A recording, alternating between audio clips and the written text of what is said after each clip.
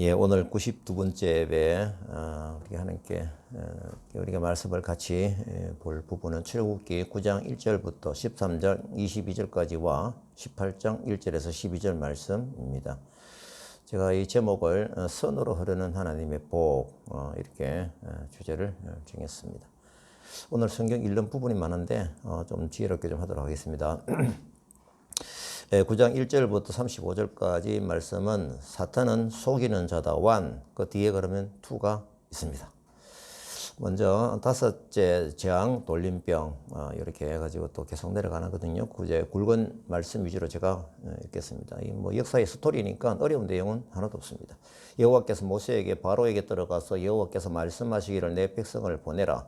만일 보내기를 거절하면 억지로 잡아두면 돌림병이 있을 것이요 며 이스라엘 자손에게 속한 것은 하나도 죽지 아니하리라. 이튿날에 여호와께서 행하시니 애굽의 모든 가축은 죽었으나 이스라엘 자손의 가축은 하나도 죽지 아니한지라. 그러나 바로의 마음이 완강하여 백성을 보내지 아니하니라. 여섯째 재앙입니다. 여호와께서 모세와 아론에게 악성종기가 생기리라. 악성종기가 요술사들로부터 애굽 모든 사람에게 생겼습니다. 그러나 여호와께서 바로의 마음을 완악하게 하셨으므로 그들의 말을 듣지 아니하였으니 여호와께서 모세에게 말씀하신가 같더라. 일곱째 재앙입니다. 우박이 내리네요. 여호와께서 모세에게 내가 무거운 무박을 내리리니 바로의 신하 중에 여호와의 말씀을 두려워한 자들은 그 종들과 가축을 집으로 피하여 들였으나 말씀을 마음에 두지 아니한 사람들은 그대로 두었더라. 모세가 지팡이를 들매 여호와께서 우박을 애굽 땅에 내리시며 고센 땅에는 우박이 없었더라. 바로가 모세와 아론을 불러 내가 범죄하였노라. 여호와는 의로우시고 나와 나의 백성은 악하도다. 바로가 다시 범죄하여 마음을 완악하게 하니 이스라엘 자손을 내보내지 아니하였으니 여호와께서 모세에게 말씀하신 것 같더라. 지금 역사적인 내용이고 이미 여러분들이 내용을 잘 알고 있기 때문에 어렵지는 않습니다. 5차 돌림병, 6차 종기, 7차 우박 후. 그래서 바로는 모세에게 사람을 보내가지고 한 고백이 눈에 들어오죠. 내가 범죄하였다. 여호와는 의로우시고 나와 나의 백성은 악하도다. 이렇게까지 또 고백을 했죠. 근데 우박이 거쳐지니까 내가 너희를 보내리니 너희가 다시는 머물지 아니하리라 이렇게 해놓고 4차 협상을 하지만은 다시 마음이 완악하여져서 4차 협상을 깨워버립니다. 지난주에도 제가 이 부분의 흐름을 말씀을 드렸는데 제가 이걸 말씀을 볼 때마다 하나님께서 바로의 마음을 강팍하게 했다는 말이 계속 나오는데도 어찌해서 제가 주일학교 때 교사로서 이 교재는 또 제가 가르쳤던 그 내용에는 이 내용이 하나도 없어요. 그냥 바로가 어제 지난주에 말씀드린 대로 근데 한 대 맞고 끝내면 되는데 두대 세 대 맞지 참 이 녀석하고 이렇게 우리가 생각하게끔 만드는 내용이 참 많았거든요. 자, 그 다음 내용이 옆자로 넘어갑니다. 출애굽기 10장 1절부터 29절까지 말씀입니다. 사탄은 속이는 자다 2 계속적으로 이어지고 있죠. 이 부분은 제가 읽지 않고 뒤에 내용으로 같이 하도록 하겠습니다. 여덟 번째 메뚜기 재앙이 되거든요. 이 메뚜기 재앙에 이제 5차 협상이 일어나게 되더라고요. 8차 메뚜기 재앙을 경고하니까 바로의 신하들은 이제 이것을 알아들었어요. 그래가지고 왕에게 진심 어린 얘기를 합니다. 뭐라고 얘기했습니까? 왕은 아직도 애굽이 망한 줄을 알지 못하시나이까. 이 당시에 이 왕에게 신하가 이렇게 말을 한다는 건 하극상으로 치울 수 있는 굉장히 위험한 말임에도 불구하고 이 정도까지 바로가 마음이 완악해졌구나라는 것을 우리가 간접적으로 알아야 됩니다. 그래서 항명을 하듯이 바로를 재촉해가지고 이제 5차 협상이 이루어지죠. 바로가 어떻게 얘기합니까? 너희 하나님 여호와를 섬기라. 갈 자가 누구냐? 이렇게 이제 선별을 하고 싶은 거, 다 보내고 싶은 마음이 있다 없다? 없다라는 것이죠. 그래서 모세가 이 마음을 알죠. 이미 지금까지 바로가 마음을 계속 바꾸어가면서 조금씩 후퇴한 것을 알기 때문에 남녀노소와 양과 소를 데리고 가겠나이다. 그러니까 백성들하고 재산, 가축들은 다 데리고 가겠다라고 하는 것이죠. 바로의 꼼수를 잘 아는 것이죠. 근데 바로가 뭐라고 얘기합니까? 자기 속에 있는 말을 욕심을 또 드러내죠. 너희 장정만 가서 여호와를 섬기라. 장정만 가라. 누굽니까? 애들을 두고 또 누구를 두고? 양과 소를, 염소를, 재산을 두고 가라. 이렇게 하면서 일방적으로 통보하고 쫓아내 버립니다. 이 흐름을 아시겠죠? 그 다음에 8자 메뚜기 재앙 6차 협상 또 일어나죠. 바로가 모세와 아론을 내용을 보니까 급히 불렀다. 급히 불렀다. 바로가 너희 하나님 여호와 너희에게 죄를 지었다. 나 이 죄를 용서해라. 이 죽음만한 내게서 떠나게 해달라라고 간절히 요구를 합니다. 이게 또 모세한테 기도해서 여호와께 구해가지고 뭡니까? 메뚜기가 없어졌죠. 그러나 여호와께서 바로의 마음을 완악하게 하셨으므로 또 이됩니다. 아직까지 뭐가 남아있다요? 하나님께서 부숴야 될 우상의 문화가 남아있다라고 하는 것이죠. 그래서 이스라엘 자손을 내보지 않으니까 6차 협상이 파기가 된 거죠. 이건 제가 6차 하는 거는 제가 붙인 그냥 흐름입니다. 이게 나와 있는 건 정답은 아닙니다. 사탄이 지배를 받는 사람의 특징이 무엇입니까? 제가 살펴보니까 약속을 지키지 않습니다. 또 거짓말을 합니다. 또 기회주의자입니다. 악합니다. 이런 사건의 핵심은 이제 우리가 사탄의 방법은 뚜렷합니다. 변함이 없습니다. 그러면 여기에서 일어나는 일들 중에서 우리에게 주시는 하나님의 방법이면 그것이 중요한 겁니다. 여기에 대한 반응, 어떻게 믿는 사람이 여기에 대응을 하느냐, 이것이 굉장히 중요한 것입니다. 그래서 모세의 방법에 집중해야 된다라고 하는 것이죠.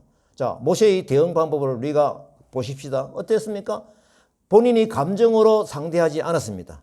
욕하지 않고요. 욱하지도 않고요. 그냥 돌아섰죠. 왜냐하면 하나님께서 이 일을 진행하시는 지휘자이시니까 하나님만 쳐다보고 움직이려는 것이죠. 그래서 하나님께서 그 기준으로 주신 방법에서 한치도 물러서지 않는 그 담대함, 이건 굉장히 놀랍습니다. 사탄이 속이는 협상전략에 무너지지 않고 그 버티는 모세의 순수한 믿음, 그 담대함, 이런 부분들은 우리가 지금 현재 이 시대에 악한 시대에 살면서 유심히 보아야 될 리더십의 존경함입니다. 저희들은 외국인 근로자 사역을 합니다. 또 이 외국인들을 만나보면은 금방 올 것 같은데 안 오고 약속을 찰떡같이 하거든. 오늘 또 지금 약속을 했는데 올는지 안 올는지 모르겠어요. 어쨌거나 저희들이 그 사람들에게 감정적으로 대하지 아니하고 끈기 있게 순수한 사랑으로, 하나님의 사랑으로 그들에게 접근하며 포용하며 가야 될 것이다 라고 하는 것입니다. 모세의 믿음은 또 리더십은 우리에게 굉장히 꼭 필요한 믿음의 모본이다라는 것입니다. 사실 이 상태를 보게 되면서 이 광야 생활은, 광야로 가는 출애굽은 결국 우리 인생사의 삶하고 똑같거든요. 그렇잖아요. 이 말씀 묵상하고 제가 말씀을 증언하는 이 참 좋습니다. 지금 현재 현실적으로 우리에게 깨달아지는 그 뭡니까? 이 어려움은 뭐가 있습니까? 코로나의 영향이 지금 이게 지금 몇 년째입니까? 만 2년이 넘었고, 그죠? 3년째 때가 맞습니까? 만 2년 다 돼가네요. 그런데 또 새로운 강력한 바이러스가, 이렇게 변형된 바이러스가 이름이 먹었네요. 예, 있죠. 또 그게 막 생겨가지고 지금 남아프리카 공화국과 유럽 뚫혔다라는 아침에 신문 기사를 제가 보게 되었습니다. 그러므로 저희들이 또 이 코로나 영향 것도 사실 좀 있겠지만은 이 다문화 카페 교회 이 사역이 이제 개척이 된 지도 4년이 다 되어 가는데 이 드러나는 것이 별로 없지만 제 마음에는 사실 위축되는 마음은 조금도 없습니다. 왜냐하면은 비전받은 모세처럼 하나님의 방법이 온전하게 이루어지도록 기도하고 있고요. 성실하게 마음으로 준비하고 가고 있기 때문에 그렇습니다. 오히려 준비 기간이 길다라고 하는 것은 그만큼 이 사역이 중요한 것이 되겠죠. 좌로나 우로나 치우치지 않을 진리의 말씀 따라가면서 우리의 이 헌신과 선교의 방법과 그 비전과 그 구체적인 일들이 좌우로나 우로나 치우치지 아니하고 인간적으로 실망하지 아니하고 하나님만을 똑바로 쳐다보면서 이 일을 기대하면서 가는 이 한 걸음 한 걸음이 우리에게 얼마나 중요한 것이겠습니까? 제가 사실 이 말씀을 드리면서 지금 현재 토요전도팀의 반응을 보면서 제가 너무 기뻐요.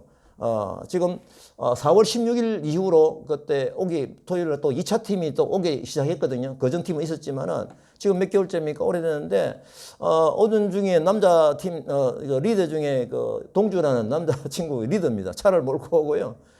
그 친구가 이제, 신대원을 가게 됐고, 또 부산에서 이제 전도사 사역을 하기를 시작을 한 겁니다. 그래서, 저한테 얘기하기로, 이제 못 오게 되었다라고 그 얘기를 하는 거예요. 제 마음 위축됨이 하나도 없었습니다. 그러면 또 딴 사람 또 오게 해가지고 여기서 전도의 동력을 받아가면 됐지라는 그런 마음이 제가 있었거든요. 그래서 자유하여라.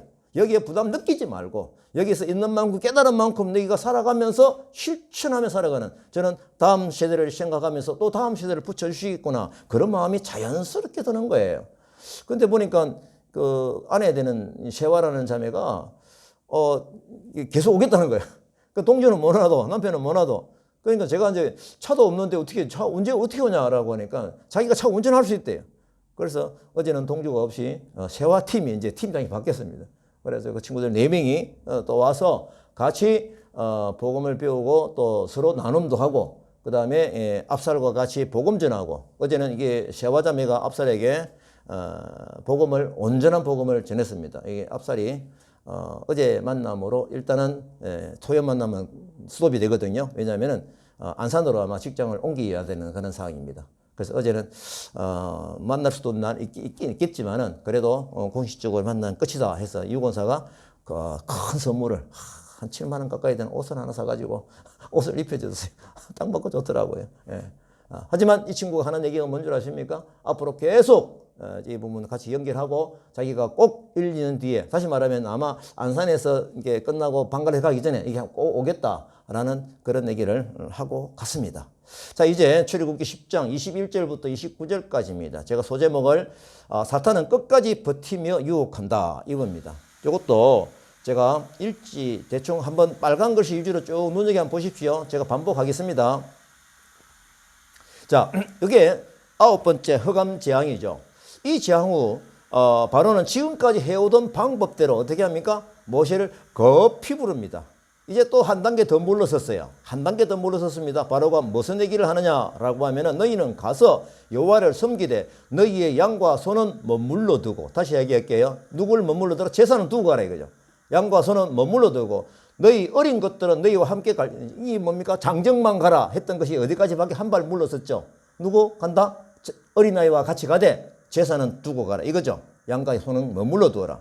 자, 이게 모세가 그 정도면은 예, 알겠습니다, 고맙습니다 하고 갔다면은 이런 일들이 뭡니까? 굉장히 훼손이 되겠죠. 모세가 뭐라고 얘기합니까? 우리의 가축도 우리와 함께 가고 한 마리 더 남길 수 없나이다.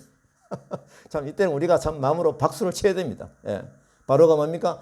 너는 나를 떠나가고 스스로 삼가 다시 내 얼굴을 보지 말라. 네가 내 얼굴을 보는 날은 죽으리라. 얼마나 화가 났을까요? 사탄의 방법은 똑같습니다.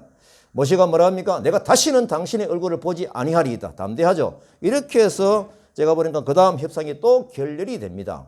지금 표면적으로는 애굽의 재앙이 계속 이어져서 난리가 나고 있지만 실제 그 속 내용은 뭡니까? 하나님의 뜻이 순서대로 차례대로 착착 진행이 되고 있다라는 이것을 꼭 눈여겨보시기 바랍니다. 저는 이 묵상을 하면서, 저는 이 묵상이 전체가 한 4월달, 5월달쯤 되거든요. 이 묵상을 하면서 지금 세계를 따달쓱하게 하고 있는 코로나 질병에 대해서 깊이 생각을 하게 되었습니다. 자, 그러면은 이 코로나 질병이 이렇게 진행이 될 때에 우리 믿는 사람들 어떻게 대응을 해야 되느냐? 누구처럼요? 모세처럼 말입니다. 이걸 우리가 굉장히 중요하게 생각해야 됩니다. 하나님의 계획과 그 방법은 코로나 이 상태에도 계속 하나님의 뜻이 진행이 된다라고 하는 것입니다. 그래서 이것이 뭘까? 그러면은 오늘 우리가 읽은 말씀 중에서 제가 눈여겨보면서 좀 강조하고 싶은 부분이 뭐냐라고 하면은, 하나님의 백성은 어디에 있다? 고생 땅에 머물러라. 이렇게 하나님께서 백성들을 안전하게 보호하시는 하나님 방법이 같이 흘러가고 있다라고 하는 것입니다. 그래서 우리가 또 제가 또 여러분이 영적인 지도자라면은 우리는 모세처럼 받은 비전의 힘으로 악한 세력과 싸워 나가는 그런 삶이 계속 진행이 될 것입니다. 만약에 모세가 바로의 제안을 어느 정도 수용했다면, 중간에 덥석 잡았다면 어떤 결과가 있겠습니까? 리더가 바뀌든지 아니면은 그 리더의 잘못으로 백성들이 엄청 고생을 하든지 이런 일들이 일어나겠죠. 예.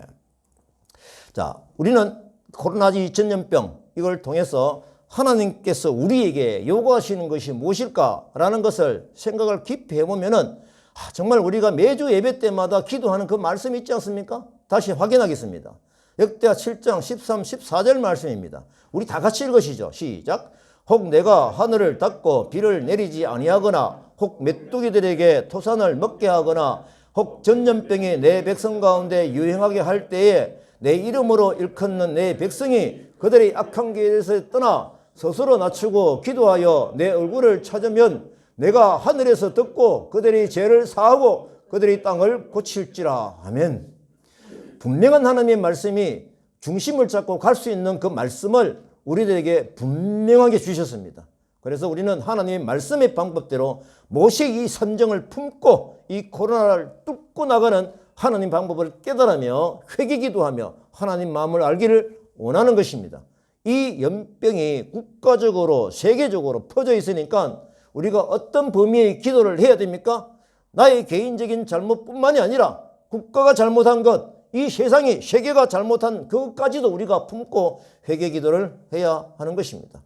우리는 모세와 같은 중요한 위치에 서 있음을 깨닫는 것입니다. 그러면은 하나님의 뜻을 따라가는 거룩한 길을 가기 위해서 우리는 회개기도를 뚜렷하게 해야 되겠죠. 하나님, 우리를 용서하여 주옵소서. 우리 나라를 용서하여 주옵소서. 이 세계가 제가 들었기는 동성애 문제는 유엔에서도 막 결의하고 막 그랬다잖아요.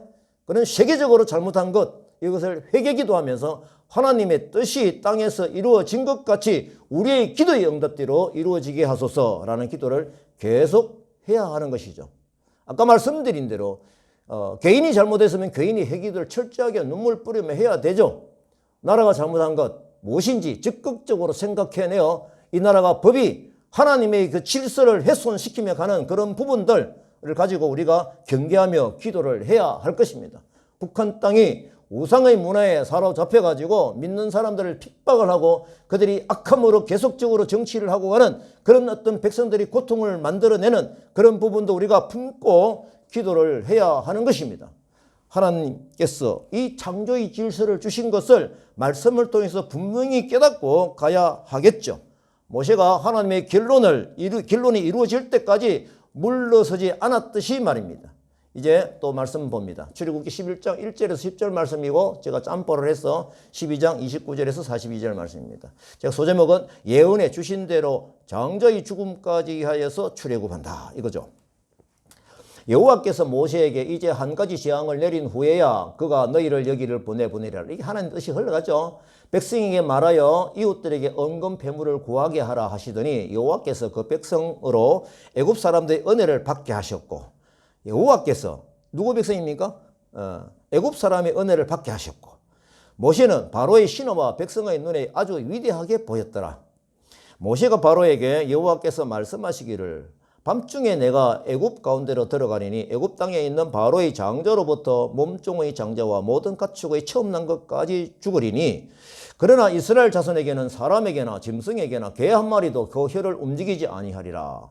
애굽 사람과 이스라엘 사이를 구별할 줄을 너희가 알리라 하고 심히 노하여 바로에게 나오니라. 여호와께서 모세에게 이르기를 바로가 너희 말을 듣지 아니하리라. 그러므로 내가 애굽 땅에서 나의 기적을 더하리라. 여호와께서 바로의 마음으로 완악하게 하셨으므로 12장으로 넘어갑니다. 밤중에 여호와께서 애굽 땅에서 처음 난 것 바로의 장자로부터 가축의 처음 난 것을 다 치심해 밤에 부릅니다. 급했죠. 밤에 바로가 모세와 아론을 불러서 너희 말대로 가서 여호와를 섬기며, 이제는 완전히 물러서는 거죠. 너희 말대로. 사실 하나님 주신 그 뜻대로죠.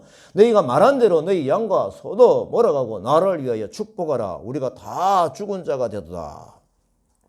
이스라엘 자손이 모세의 말대로 하여 애굽 사람에게 은금 패물과 어복을 구하며 그들이 구하는 대로 주게 하심으로 그들이 애굽 사람의 물품을 취하였더라. 빨간 글씨 중심에서 보십시다. 라암셋을 떠나 숫곳에 이르니 장정이 60만 가량이요 수많은 잡족과 양과 소와 심히 많은 가축이 그들과 함께하였으며 애굽에 거한 지 430년이라. 그날에 여호와의 군대가 다 애굽 땅에서 나왔은즉 이 밤은 여호와의 밤이라. 드디어 바로가 사탄의 방법이 항복을 했죠. 제가 볼 때는 일단 항복입니다.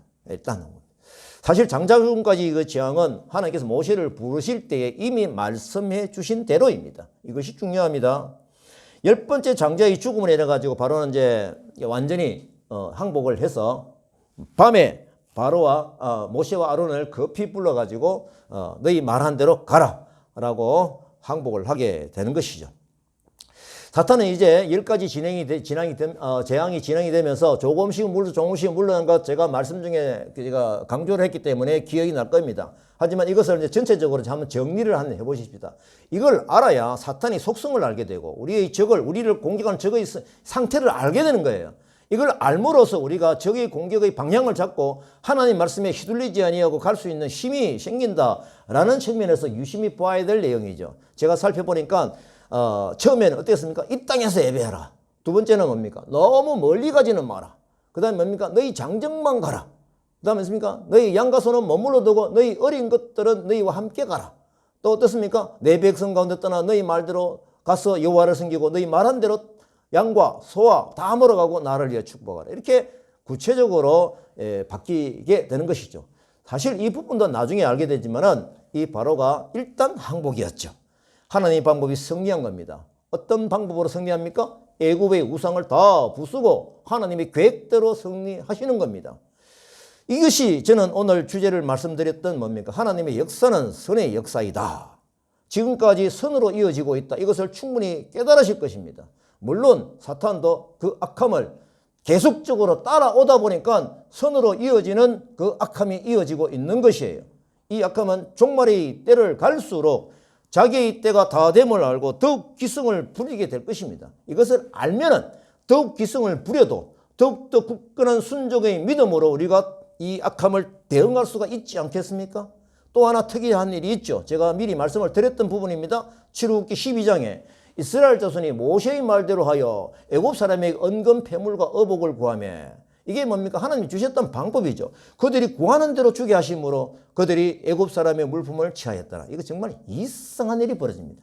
이때 아마 애굽 사람들은 하나님을 두려워하고 하나님 믿고 가는 그 사람에게 아마 박수를 치면서 그들을 후원을 했겠다라는 것입니다. 하나님께서 말씀해 주신 대로 예언해 주신 대로 이러한 일들이 일어난 것이죠.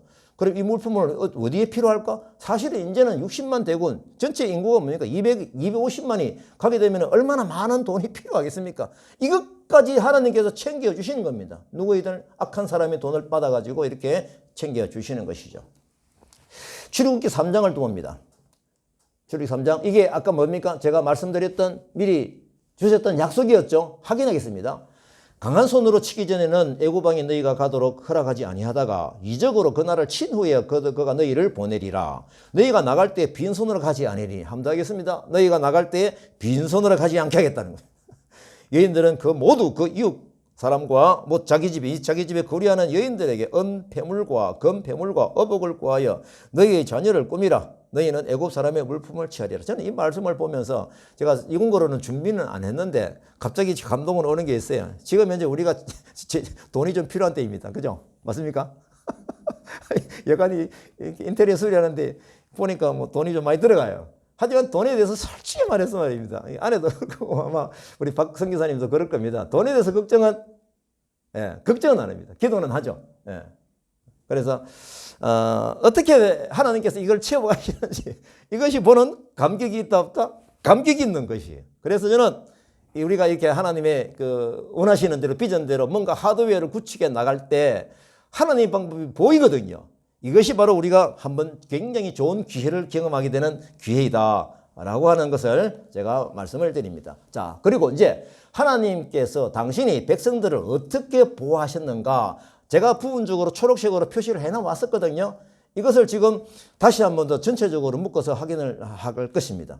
자, 일단 제가 6월절에 대한 부분은 12장 1절부터 13장 2절까지 쭉 6월절에 대한 건 제가 넘어가도록 하겠습니다. 자, 출애굽기 13장 17절에서 22절 말씀, 구름 기둥과 불 기둥으로 인도하심. 참 대단한 거죠. 자, 굵은 글씨로 제가 읽겠습니다. 바로가 백성을 보낸 후에 블레셋 사람의 땅의 길은 가까울지라도 그 길로 인도하지 아니하셨으니 잘 보십시오. 이 백성이 전쟁을 하게 되면 마음을 돌이켜 애굽으로 돌아갈까 하셨습니다. 그러므로 하나님이 홍해의 광야길로 돌려 백성들을 인도하심에 그들이 숫곳을 떠나 광야 끝 에담에 장막을 치니 여호와께서 그들 앞에 가시며 여호와께서 그들 앞에서 가시며 낮에는 구름 기둥 밤에는 불 기둥이 이 백성 앞에서 떠나지 아니하니라. 아멘.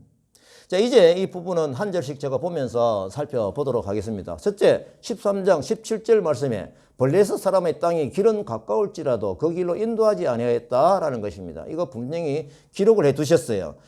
우리가 지도 같은 거 살펴보면은 애굽에서 가나안 땅으로 가는 그 지름길은 이 블레셋을 통과하는 해안 도시죠. 해안 도시의 길로, 이거는 뭐 우리 박성교사님이 좀 잘 할 텐데, 그 길로 가는 게 지름길입니다. 그 요즘 우리가 알고 있는 뭡니까? 가자 지역이죠. 예.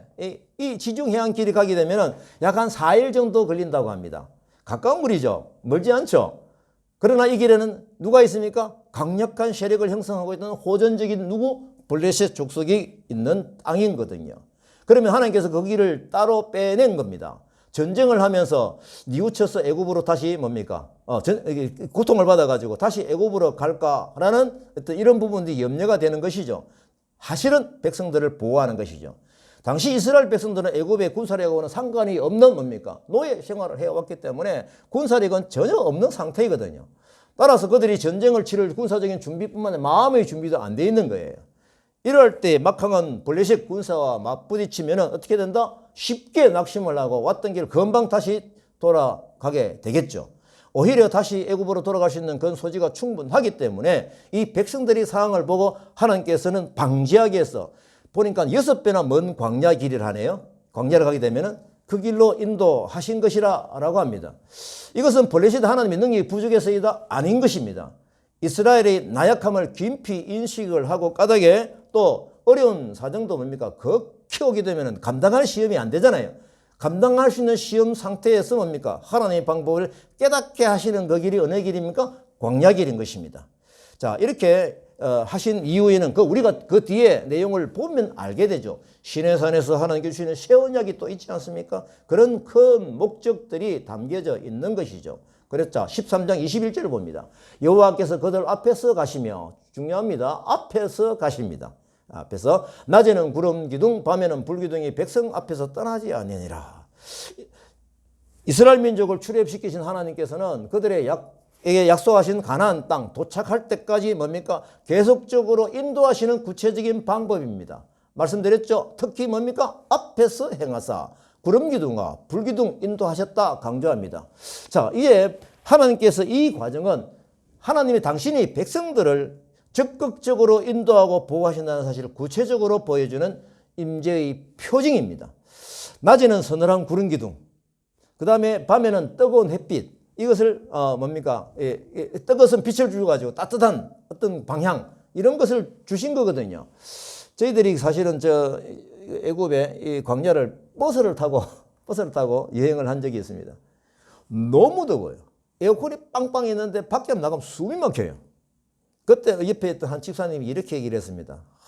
장로님, 그때 장로가 모르겠네요. 장로님, 출애굽 사건이 안 믿어지려고 그래요.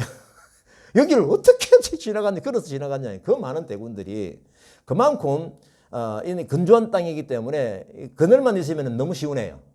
또 밤에는 너무 추워요. 왜? 사막 지역이니까 그렇죠. 자, 어디까지나 초자연적인 성격을 지닌 채 가시적인 형태로, 다시 말합니다. 가시적인 형태로 여호와께서 보여주는 상징이 나타나고 있습니다. 자, 여호와의 군대는 진정한 통솔자는 누구이십니까? 오직 여호와 뿐이신 거죠. 그래서 이것을 선포하는 모습이기도 한 것입니다.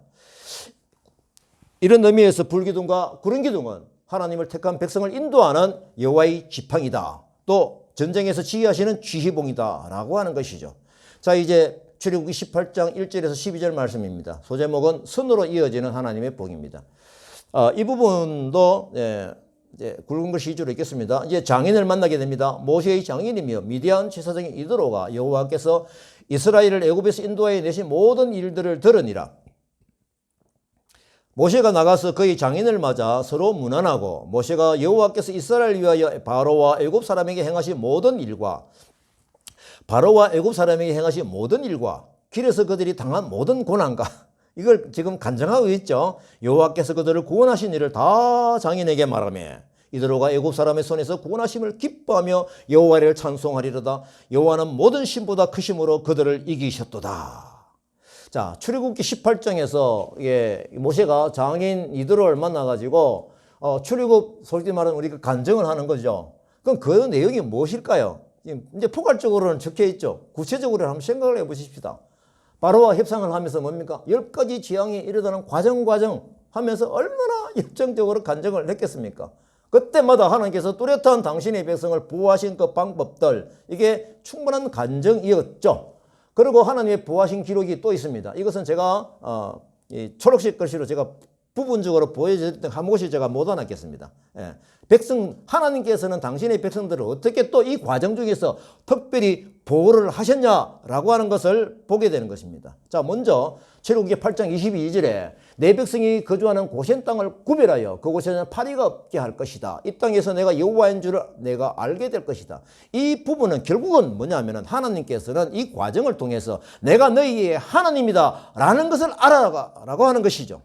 23절입니다. 내 백성과 내 백성 사이를 구별한다. 내일 이 표징이 있으리라 라고 약속을 하신 대로 이루어졌죠. 그 다음 사건입니다. 출애굽기 9장 6절. 이튿날에 여호와께서 행하시니 애굽의 모든 가축은 죽었지만 뭡니까? 이스라엘 자손의 가축은 하나도 죽지 아니한지라. 그 뒤에 조금 있다가 9장 23절. 모세가 지팡이를 들매 여호와께서 우박을 애굽 땅에 내리시는데 고센 땅에는 우박이 없었더라. 출애굽기 10장 22절. 이 사건이 다 다른 겁니다. 모세가 하늘을 향하여 손을 내밀매 캄캄한 흑암이 3일 동안 애굽 온 땅에 있어서 그동안은 온 이스라엘 자손들이 거주하는 곳에는 빛이 있었더라. 대단하지 않습니까? 또 사건이 넘어갑니다. 출애굽기 11장 5절. 애굽 땅에 있는 바로의 장자로부터 몸종의 장자와 모든 가축의 처음 난 것까지 죽으리니 그러나 이스라엘 자손에게는 짐승에게나 개 한 마리도 그 혀를 움직이지 아니하리니 애굽 사람과 이스라엘 사이를 구별할 줄은 너희가 알리라. 출애굽기 12장 37절입니다. 라암셋을 떠나서 숫곳이 이르니 장정이 60만 가량이요 수많은 잡족과 양과 소와 심히 많은 가축이 그들과 함께 하였으며. 이렇게 뚜렷한 하나님의 보호하심, 또 뚜렷한 애굽을 치시는 이것이 동시상용으로 일어나고 있는 이 현장을 우리가 목도하여야 되는 것입니다. 지금 현재도 우리들에게는 하나님의 이 적극적인 보호가 백성의 보호하심, 축복이 흘러가고 있다라고 하는 것입니다. 자, 그 다음에 출애굽 후에 또 이렇게 간증을 한 내용을 제가 생각을 해보니까 어떤 내용을 했을까요? 오면서 지금까지 한 10개월 걸렸나요? 1년 가까이 걸렸죠? 예. 10개월 동안에 지금 장인 이들을 만나기까지 일어난 사건들을 제가 다 조사해 왔습니다. 자, 첫째 뭡니까? 구름기둥과 불기둥을 인도하신 게 뚜렷한 게 있었죠? 또 어떤 게 있었나요? 홍해의 기적이 있었잖아요. 모세는 이걸 가지고 찬송을 했죠. 그 덕에 마라의 썰물이 단물로 바뀌는 역사가 일어났었죠. 만나와 메추라기로 먹일 것을 주셨잖아요. 또 르비딤 반석의 물이 나오게 했었죠. 또 뭡니까? 그 강한 군대의 아말렉과의 전쟁을 이기게 하셨죠. 이렇게 볼 때 제가 이제 오늘 이 말씀을 보면서 제목을 제가 하나님의 보호하심이 선으로 보이는 거예요. 이게 한 점이 아닌 겁니다. 그래서 오늘 제가 설교의 주제를 선으로 흐르는 하나님의 복이다라고 하였습니다. 제가 이 말씀은 5주 전에 처음 출애굽기를 시작할 때에 1장을 시작할 때 설교의 주제가 혹시 기억이 나십니까? 오늘 이제 밥을 제가 사겠습니다. 선으로 흐르는 하나님의 약속입니다. 약속을 이미 주셨죠. 저는 말씀을 볼 때 너무 좋은 게요. 하나님께서 약속해 주신 대로 이루어지는 이것이 중요하더라고요. 그래서 이것은 하나님께서 우리 인생을 통해서 선으로 이어지는 복인 것입니다. 이것을 뚜렷하게 알아야 되는 것이죠. 이제 여러분은 자기의 삶을 돌이켜 보았을 때 이렇게 하나님의 방법이 뚜렷하게 나에게도 살아 있었는지, 내 삶에서도 이 받은 복을, 하나님의 방법을 선으로 깨닫고 있는 그 복의 간증이 여러분들에게 있는 것인지, 이것을 여러분들이 간증을 할 수 있는 축복이 있기를 바랍니다. 우리 오지사님도 기록하고 있죠, 지금요. 굉장히 생활에 변화가 많아요. 얼마 전에 갑자기 전화 오셔가지고 찬송을 듣다가 하나님 장로님이 생각나서 기뻐서 전화했습니다. 그죠? 한 2주 된 10일 됐나요? 예. 내가 그때 얼마나 기뻤는지 모릅니다. 이게 뭐냐면 힘들 때는 조금 위축이 되지만은 하나님 방법이 강하게 오는 선을, 역사를 이어가고 있다라고 하는 것이죠. 그것이 깨달아지니까 그때 말씀을 이것만 한 게 아니에요. 앞으로 토요진도 약속했죠. 예, 이제 토요전도 팀이 와가지고 열심히 하겠습니다. 이제 점심도 먹고 가겠습니다. 시간을 적극적으로 이곳을 향해서 내겠습니다. 하나님이 그걸 원하시는 거예요. 그러면은 그 찬송을 들을 때 뭐가 생각이 났을까요?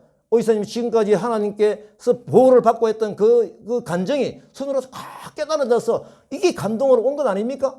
이것이 모세를 통해서는 하나님의 뚜렷한 방법인 것입니다. 모든 인생에게 허락되어져 있는 또 강력하게 흘러가는 바로 선의 축복이라 라고 하는 것입니다. 한 점의 은혜 간증은 사실 많이 들어봤습니다. 많이 듣죠. 예. 하지만 선으로 이어지는 간증, 이것이 하나님께서 주시는 바로 그 방법인 것입니다. 제가 이 최근에 끝난 다니엘 기도의 간증을 쭉 들어보면요, 거의 선으로 이어진 간증이에요. 어릴 때 또 어떤 때에 굉장히 어렵고 힘든 점 있었는데 그 과정에서 하나님께 개입하신과 그리고 지금까지 나의 삶에서 보인 하나님의 방법, 그것을 뚜렷하게 간증을 하더라고요. 제가 지금 전에도 한번 보여드렸거든요. 오늘 저는 이게 정말 이 사진, 이게 뭐 완벽한 사진은 아닙니다. 사실은 완벽한 사진 되려면 북두시는 중심에 두고 원으로 그려야 되는 그 별을 찍어야 되는데 북두시는 위치를 몰라가지고 이렇게 이제 보니까 그래도 좀 보이잖아요. 보이는데. 이게 뭐냐면 한 3시간 반 동안 벌의 흐름을 이 사진 기술력에 찍은 거거든요. 이게. 카메라 감사해요. 너무 좋은 카메라. 와, 제가 이거 보고 깜짝 놀랐습니다. 제가 몰랐거든요.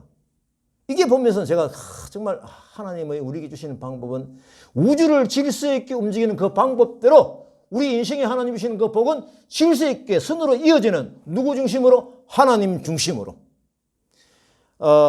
지구가 태양 주위를 돌고 있죠. 이걸 어떻게 생각하세요? 이강철 목사님 말씀하셨는데 지구가 태양 주위를 돌면은 달이 뭡니까? 지구 주위를 돌고 있죠. 이걸 이렇게 해서 가시더라고요. 우리 인생이 하나님 중심으로 돌면 내 주변의 상황은 나 중심으로 돌게 되어 있다. 이 얘기를 하셨어요. 이게 하나님이 주시는 질서의 복인 것입니다. 우리 인생의 여정이 광야 여정과 같죠? 때로는 돌아가는 지름길로 인도하시는 겁니다. 저는 이 돌아가는 지름길, 제가 만든 말이 아닙니다. 이강철 목사님이 그때 너무 단어가 재밌어요. 돌아가는 지름길. 마치 가나안 땅으로 가는 4일간의 길, 이걸 가지 아니하시고 어느 길? 6배나 먼 광야의 길을 가게 하신 하나님의 방법, 이것이 돌아가는 지름길이죠. 그러면은 우리가 돌아가더라도 왜 이렇게 길게 가게 하시지? 왜 이렇게 고통이 있지? 라고 하면은 그 고통을 충분히 이길 수 있는 하나님의 방법이 이미 약속되어져 있고 우리가 순종으로 가게 되면은 그것을 신앙적인 체험으로 믿음의 힘이 생긴다라고 하는 것이죠.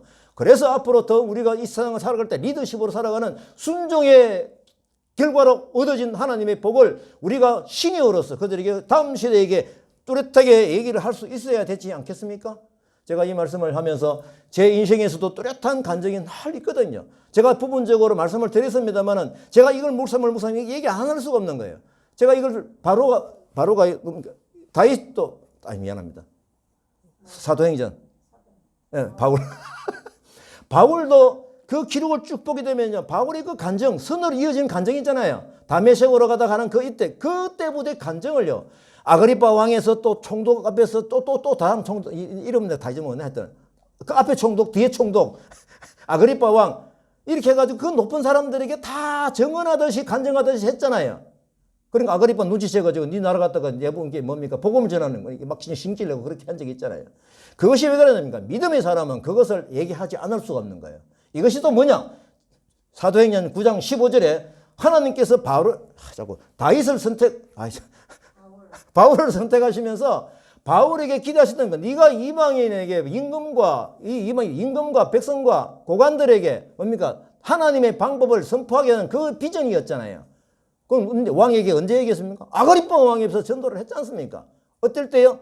피고의 몸으로 신문을 받으면서 네가 왜 그랬냐라고 했을 때 간증을 한 이 간증의 힘, 어떤 상황이든 간에 우리들에게 이렇게 선으로 주셨던 하나님 방법을 말씀할 수 있는 그런 힘이 우리에게 있어야 하지 않겠습니까? 저는 26살 때부터 지금 세월에 보니까 제가 66이니까 40년이 흐른 거예요. 저는 이 생을 기록을 다 해놨습니다. 제가 3박 4일 이것은 어떻게 시작이 됐느냐. 제가 신앙생활은 중학교 2학년 때 했거든요. 교회에서 지휘도 하고 청년회장도 하고 다 그냥 또 뭡니까 교사도 오랫동안 했지만 그 이전은 기록이 하나도 없는 거예요. 26살 이후에는 뚜렷한 하나님 주신 방법이 기억이 나고 제가 메모를 다 해놨습니다. 어디서 시작을 했나요? 제가 취직 때문에 기도하러 갔다가 3박 4일 금식 기도 갔다가 하나님께서 너는 남을 위해서 살아 라고 하는 디모데전서 6장 8절 말씀을 주셔가지고 제가 알겠습니다. 감사합니다. 기도 응답 주셔서 감사합니다. 라고 감사한 것을 내고 내려왔잖아요. 그 뒤로 제 삶을 돌이켜보면은 정말 오늘 강의해 주신 하나님의 방법대로 또 모세가 이드로 장인에게 간증한 그 방법대로 불기둥과 구름기둥으로 나의 삶을 인도하셨던 그 하나님의 방법, 이것을 제가 또렷하게 간증을 하는 것이죠. 많은 자격증을 따게 하셨고 전문대 졸업 수준이었던 저를 꿈에도 생각하지 않았던 대학과 대학원 공부를 하게 하셨고 또 대학교에서도 강의도 하게 하셨고 대학교 교수와 결혼하게 하시고 또 89년도에는 조그만 사업을 시작하게 될 때에 아내와 동의해서 남을 위해서 살아라는 7년 전에 주셨던 그 비전을 생각하게 하셨어. 수입의 50%를 하나님 나라를 위해서 선교비로 헌신하는 25년간의 사업을 저희들이 했거든요. 우리의 한계를 아시는 하나님께서 생활비 걱정은 하지 않도록 이렇게 우리 유호경 교수, 튼튼한 유교수를 만나게 해가지고 이게 남을 살아라. 사실 돈의 가치는 하나님 아무것도 아니거든요. 하지만 그렇게 살아가는 모습을 보고 싶으신 거예요. 그래서 이렇게 삶을 살게 하셨습니다. 제가 제 호주머니에는 수입이 쌓인 부분은 없었지만 제가 돌이켜보니까 경제적으로 하나님께 인도하시는 그 지름길이 분명하게 있었습니다. 우리 부부의 호주머니에는 하나님 나라를 위해서 헌신을 했는데 그의 나라와 그의 뜻을 위하여 저희들이 헌신하였는데 그때 하나님께서 제가 주셨던 감동이 있습니다. 이 자녀들이 고등학교, 중학교 때인 그 기억이 됩니다. 자녀들에게 복을 이어주겠다라는 그 약속을 주시는 거예요. 지금 이 예배에 참석하고 있는 자녀들에게 있지만은 뚜렷하게 제가 말씀을 증언합니다. 그 뒤로 저는 이 자녀들에게 이렇게 늘 항상 가르쳤습니다. 너희는 하나님의 복을 받아 잘 될 수밖에 없다라는 얘기를 계속적으로 했습니다. 맞나? 들은 기억이 많지? 자녀들.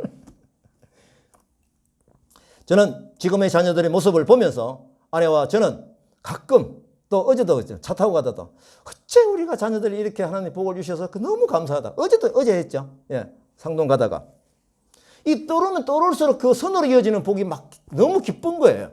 그 감사의 대화를 하고 있습니다. 믿음의 방법 안에서 멋있게 자라준 딸 아들 고맙대잉. 그러고 감사합니다 여보. 여러분 감사합니다. 하나님 감사합니다. 이렇게 선으로 복을 주신 하나님께 매일 감사 기도를 하고 있습니다. 그 마지막으로 제가 매일 메모한 대로 개인적으로 기도하고 있는 벌써 올렸나요? 이걸 제가 좀 공개하겠습니다. 네, 제가 읽겠습니다. 제가 아침마다 기도하는 감사 기도입니다. 미랑교회 출석하게 하시고 세례받고 믿음 생활하게 하심 감사합니다. 많은 자격증 취득할 수 있도록 해주셔서 감사합니다. 뒤늦은 공부이지만 공부하게 해주셔서 감사합니다. 산업에 취직하게 해주셔서 감사합니다. 류호경과 결혼하게 해주셔서 감사합니다. 서영, 시영, 찬영이를 자녀로 주셔서 감사합니다. 1990년 사업을 시작하게 해주시고 50% 선교 비전을 주셔서 감사합니다. 사업 과정에 많은 간증 주셔서 감사합니다. 이건 굉장히 많습니다. 제가 메모하는 거 많습니다. 미랑교회에서 장로로 섬기게 해주셔서 감사합니다. 아내의 병과 자녀의 병을 통해서 새로운 비전, 성경의 부부 강사가 되게 해주셔서 감사합니다. 부산대 중국 유학생 교회를 개척하게 해주셔서 감사합니다. 다문화 카페 교회를 개척하게 해주셔서 감사합니다. MDB 학위를 받게 해주셔서 감사합니다. 미국 전도사 생활의 길을 열어주셔서 이곳에서 이제 전도사 이름으로 사역하게 해주셔서 감사합니다. 또 최근에 올렸습니다. 법적 노인이 되기까지 저를 사용해 주셔서 감사합니다. 자, 이제 하나님께 기도하십시다. 우리가 이 코로나 위협 때 교회 예배 때마다 이렇게 기도하는 뚜렷한 이유가 무엇인지를 우리가 알게 되는 것이죠.